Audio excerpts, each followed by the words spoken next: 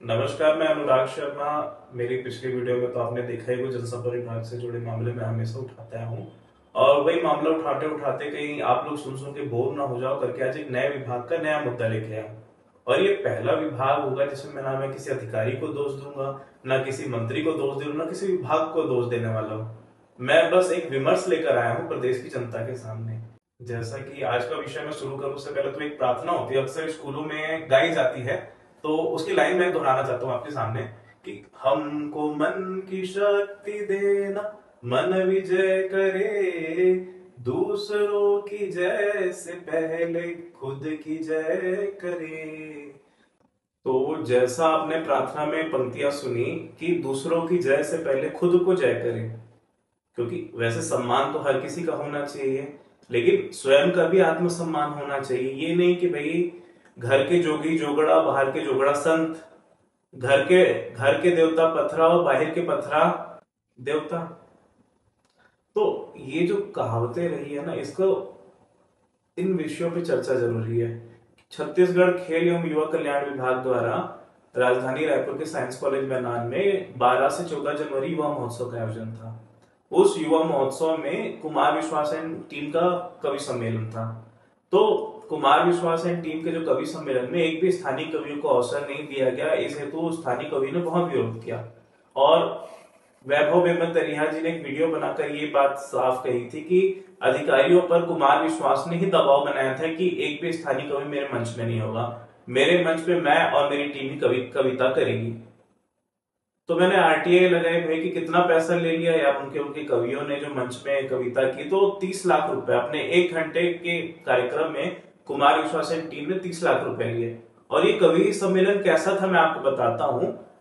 एक सिंहासन जो टाइप का बना था, बड़ा सा सोफा, उसमें कुमार विश्वास बैठे थे और उनकी टीम में आए कवि जैसे कोई राग दरबारी होते हैं ना, कि वो शहंशाह बैठे उनकी तारीफ में बोल बोल के कविताएं सुना रहे थे, अपनी भी कविता कर रहे थे, कुमार विश्वास जी का भी महिमा मंडन कर रहे थे। तो मतलब एक एंटरटेनमेंट के नाम पे अपना प्रमोशन करवा रहे थे कुमार विश्वास जी उस पूरे कार्यक्रम में, और 30 लाख का चूना लगा के चले गए छत्तीसगढ़ की जनता को। लेकिन इसी क्रम में जब पूरी शीट मैंने निकाली उनकी उनकी पूरी शीट, किसको कितना भुगतान किया विभाग ने, तो आरू साहू एंड टीम, छोटी बच्ची है छत्तीसगढ़ की, बहुत अच्छा गाना गाती है, उसको मात्र 1,20,000 रुपए मिले। और वहीं मैं हूं अयोध्या मुंबई से जो टीम आई थी उनको मिले 12 लाख रुपए। सुपर 30 आनंद जी को 5.5 लाख मिले। दायरा बैंड टीम जो छत्तीसगढ़ की एकदम लोकल टीम थी उसको मात्र 4 लाख मिले। अनुराग शर्मा एंड टीम 3 लाख मिल गए, चलो ठीक है। आरू बैंड, विधायक अनूप शर्मा जी का बैंड है, विधायक है, इतना लेना तो नैतिक कर्तव्य, उनका 6 लाख रुपए। और कुमार विश्वास एंड टीम का फ्लाइट एक्सपेंसिव समेत 30 लाख रुपए लिया गया। तो इन विषयों में हमको समझना ये है कि हम स्थानीय कलाकार, स्थानीय कवि, स्थानीय साहित्यकार को हम मंच क्यों नहीं देते। देने की बात है ना हमारे। अगर कुमार विश्वास को मंच नहीं मिला होता तो कवि बनते क्या, उनके स्थानीय टीम जो उनको मंच देती। तो हमारे यहाँ टैलेंट की कोई कमी नहीं है। छत्तीसगढ़ भी लक्ष्मण मस्तूरिया की भूमि है। छत्तीसगढ़ कवि पवन दीवान की भी भूमि है, जिसने अनेक साहित्यकार, रचनाकार, कवि पैदा किए हैं। पर बाहर का कवि हमारे अधिकारी को ध्वंस जमा रहे कि हम मेरे मंच में कोई और आना नहीं चाहिए। तो ये गलत है ना। कुमार विश्वास जी होंगे श्रेष्ठ और बेस्ट कवि, लेकिन ये जो हुआ वो बिल्कुल गलत नहीं है। और एक दिन प्रेस क्लब के कार्यक्रम में ही रामेश्वर वैष्णव जी की 2 पुस्तक थी, उबुक चुबुक कुत्ता थुर्रा, इनका विमोचन होना था। तो उसमें सुधीर शर्मा जी ने एक बात कही थी कि छत्तीसगढ़ के स्थानीय कलाकार, साहित्यकार, लेखक, कवि और दोयम दर्जा बोलना सही नहीं है, चौथे दर्जे में उपस्थित हैं। तो उसका नमूना तो इस सीट में तो उनको मिल गया युवा महोत्सव की। इसके बाद अब संस्कृति महोत्सव या बस्तर पांडुम हुआ, इससे आरटीआई से जानकारी मैं निकालूंगा, तो तुलनात्मक समीक्षा करूंगा कि स्थानीय कलाकार की स्थिति बाहर से आए कलाकार के सामने क्या है। पर फिलहाल तो मैं यही कहूंगा कि जो स्थानीय जनता को अब समय आ गया है कि बाहर बाहर में हीरा मोती मत खोजिए भैया। जो हमारे आसपास हैं, जो अपने लोग हैं, इनके टैलेंट को निखारने के लिए आप जोर दीजिए, उनका फीडबैक बढ़ाइए। तो अधिकारी भी दबाव में आएंगे, मंत्री भी दबाव में आएंगे और विभाग भी दबाव में आएगा उनको मंच देने के लिए। तो कुमार विश्वास को हम ही ने हाईलाइट किया, हम ही ने चढ़ाया और हमारे कार्यक्रम में वो ऐसा कर रहे, तो ये गलत बात है। तो जैसा कि मैंने तो अपना विषय रख लिया है, लेकिन अभी मेरे पूर्व की वीडियोस को लेकर या फिर अभी तक जितने मैं सोशल मीडिया में वीडियो बना हूं, चाहे जनसंपर्क विभाग के एक्सपोज को लेकर या आज नया विषय लेकर आया हूँ, लोगों का सवाल अक्सर मेरे इनबॉक्स में आते रहता है। लोग हमसे यही पूछते, पहले तो हम विज्ञापन के लिए दर दर भटकते थे, कोई तो पूछता नहीं था और ना कोई सहयोग करता था। आज कोई भी आके मिल जा रहा है, भैया तुमको विज्ञापन चाहिए क्या? अरे मैं सेटिंग कराता हूँ ना। मतलब ऐसा मधुमक्खियों का झुंड हमारे पास आ रहा है, उसकी तो सीमा नहीं है।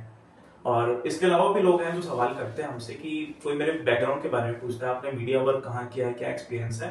तो बता दूं कि मीडिया वर्क एक्सपीरियंस तो मेरा बिल्कुल भी नहीं है।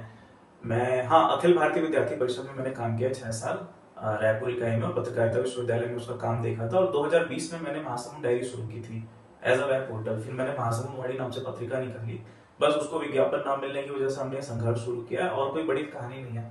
और एक सवाल आता है कि कोई भाई पूछते हैं कि अनुराग भाई, आप तो विद्यार्थी परिषद के कार्यकर्ता रहे हो, आपकी पार्टी में इतनी पहचान है, भारतीय जनता पार्टी आप ही की सरकार है, आपको विज्ञापन क्यों नहीं मिलता? बोलते। तो मैं बोलता हूँ भैया, आपको ऐसा लगता होगा कि मैंने कुछ किया होगा, मैंने सबसे मदद मांगी थी, विज्ञापन जो मेरी जरूरत थी और सबसे मदद मांगी। लेकिन एक कहावत होती है ना भाई, कि राजनीति में नेता उसी की मदद करता है जिसकी औकात एक वार्ड का पार्षद बनने की नहीं होती।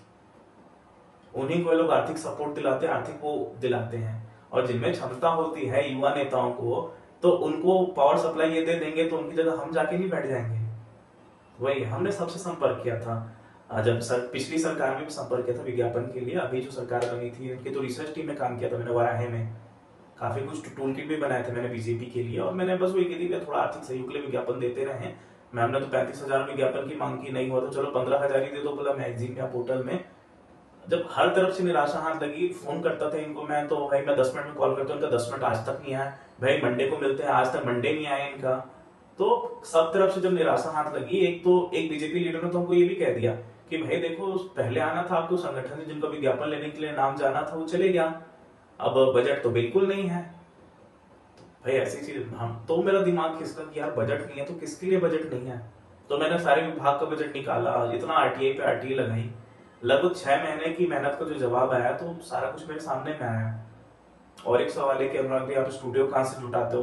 तो भाई देखो, यूट्यूब लाइन में मैं बहुत बाद में है। पहले तो मैंने आरटीआई लगा के जानकारी सार्वजनिक की, अपने वेब पोर्टल में छापता था, अपनी मैगजीन में छापता था, लेकिन उतना रिस्पॉन्स आता नहीं था। तो जब ये मुद्दा वायरल होते होते इतना हुआ कि विधानसभा में भावना बोरा जी ने उठाया, तब मेरी छटपटाहट नहीं गई।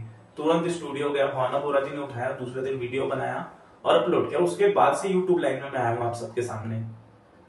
और फिर एक नया कॉन्सेप्ट क्लियर हुआ है, आप देखेंगे तो ये माइक तक खुद मेरा अपना नहीं है, ये सेटअप वगैरह ये सब सामाजिक सहयोग से वीडियो बने हैं अभी तक। मेरा अपना कोई स्टूडियो नहीं है, क्योंकि जनसंपर्क विभाग से मैं अकेला पीड़ित नहीं हूँ। बहुत से भाई लोग हैं जो स्थानीय पत्रकार हैं, वो पीड़ित हैं। तो आर्थिक सहयोग के रूप में कोई कभी स्टूडियो दे देता है, कोई फ्री में वीडियो एडिटिंग कर देता है, मतलब मेरी जेब से 1 रुपया नहीं लगता भैया, बात यही है। एक सवाल आता है कि अनुराग भाई आप मूर्खता कर रहे हो। कई लोग बड़े बड़े पत्रकार मेरे को बोलते हैं जाओ सेटलमेंट कराओ, अपना 5-5 लाख महीना लो, आप वैसा सब क्यों नहीं करते?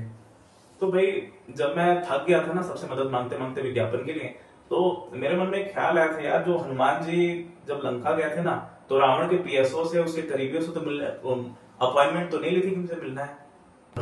हनुमान जी ने रावण से अपॉइंटमेंट तो नहीं ली मिलने के लिए, इतना उपद्रव मचाया था कि रावण ने खुद ही उनको बुलाना पड़ा। तो भैया हम उपद्रव मचाने की श्रेणी में हैं, जब तक वहां से बुलावा नहीं आएगा हम घंटा नहीं जाने वाले हैं।